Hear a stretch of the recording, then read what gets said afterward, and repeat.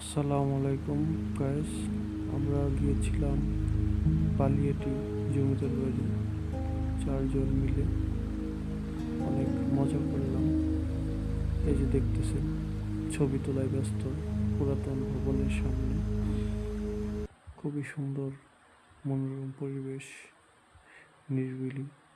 আবার একজন চিপার ভিতরে ঢুকে যাচ্ছে ছবি তোলার জন্য, চশমা পরতেছে।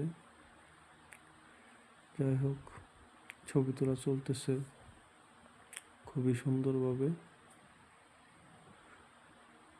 এরপরে দেখতেছেন পুরাতন ভাঙাচোরা জমিদার বাড়ি, অনেক পুরাতন, 100 বছরের উপরে হয়ে গেছে এটা করা।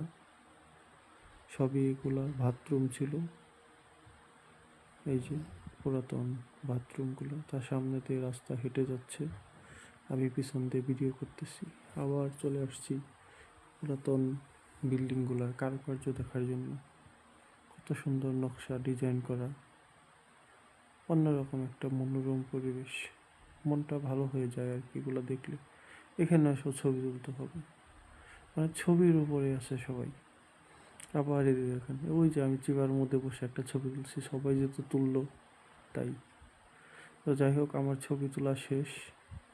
আমি বললাম এখন পুকুর পাড়ে যাব। 7টা ঘাট, 7জন রানী দেখলাম যে কীভাবে ছিল। কত সুন্দর পুকুর পাড় দেখতেছেন। এই পুকুর পাড় দেখে আমরা জমিদার বাড়ি ঘোরা শেষ করলাম। শেষ করার পরে আমরা বাইরে গেলাম। এই যে ফুচকা খাইতেছে সবার টেবিলে। ফুচকা, ফুচকা না, এটা চটপটি, ফুচকা দিয়ে বানানো। একজন এই যে হাসতেছে, দেখছেন। ধন্যবাদ সবাইকে গাইস, আমাদের ভিডিওকে দেখবেন, সাবস্ক্রাইব করবেন আমার চ্যানেলকে, আরও যাতে ভিডিও করতে পারি।